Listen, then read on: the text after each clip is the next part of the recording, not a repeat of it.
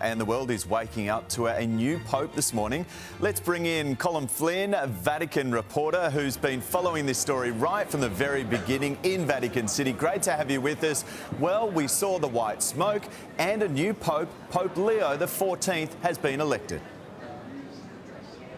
Shervo, it's kind of sad because there's no more Check the Chimney here on Channel 7, but it was a beautiful moment today. I was standing with the tens of thousands of people here in St. Peter's Square when we saw that white smoke, and I was actually looking away from the Vatican when the moment that smoke appeared. And you know when you're at a football game and your team scores the winning goal, that huge roar from the crowd is what I heard. And I swung around and you could see people jumping into the air. There were some people crying. People were hugging each other to know that we now had a new Pope. And by the way, this came sooner than we expected. Then it took around an hour or so for that Pope to be brought to the balcony. And when he came, the cheer turned to a gasp when we saw that it was someone from the United States of America. Yeah, so we moved from Check the Chimney to Meet the Pope. Tell us about Pope Leo XIV, his background and the type of leadership that he will have on the church. You're good, Matt. That's why you have this gig. I love that. And, you know, I think he's going to be someone, the main thing, we could talk all night about his qualities, what he's done in the past, but unity. When we spoke over the last couple of weeks, we've been talking about those pre-conclave meetings, the Cardinals who were saying, you know, what they want for the future of the church. And the thing that kept coming up again and again was unity. Because a bit like in American politics, we've seen this ideological divide in the church, the progressive left, the more conservative traditional right. And the one thing that everyone agreed on was that they needed someone who could bring that together.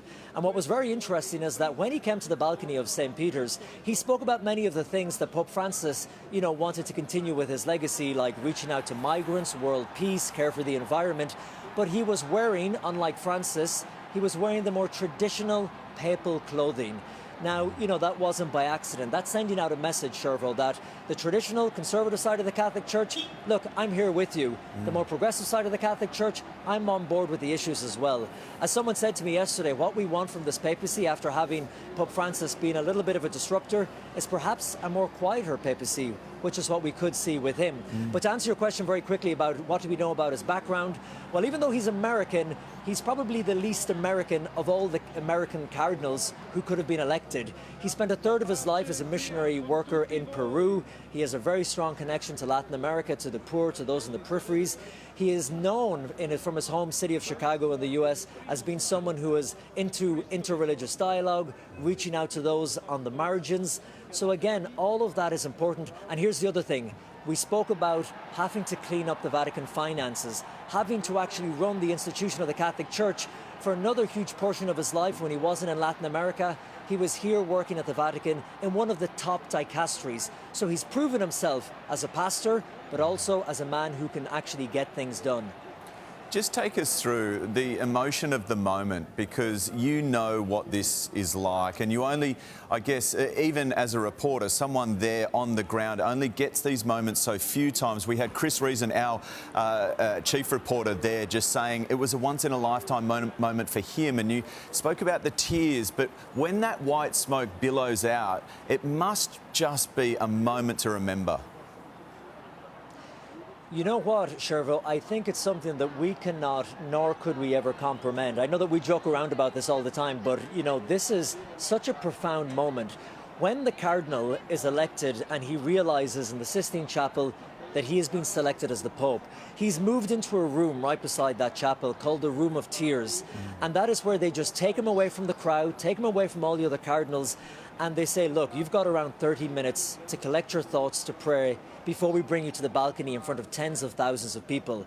In that moment, your life changes forever. Not only do you have the responsibilities of your parish back in Chicago, but you are now leading 1.4 billion people all around the world. It is an incredibly profound and deep change in that person's life. In front of him, he had 3 cassocks, a small, a medium, and a large, whichever one fit the best. And then after a moment of some prayer, they would say, now, Holy Father. They don't call him Cardinal anymore. He's now the Holy Father. Follow us. The Swiss Guard would have marched him through the Apostolic Palace. He would have been looking at those paintings, that history.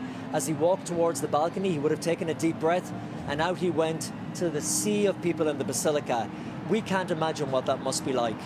just so special. And I've got to say, Colm, it has been a pleasure to work with you in obviously the morning of Pope Francis and now the build up to this. We're going to stay in touch, of course, because there are so many elements to this story that will evolve over the coming days and weeks. So, but for now, thank you so much for joining us over the past few weeks. Shervo, it was my pleasure. You and all the crew here in Rome as well. It was a pleasure. Thank you.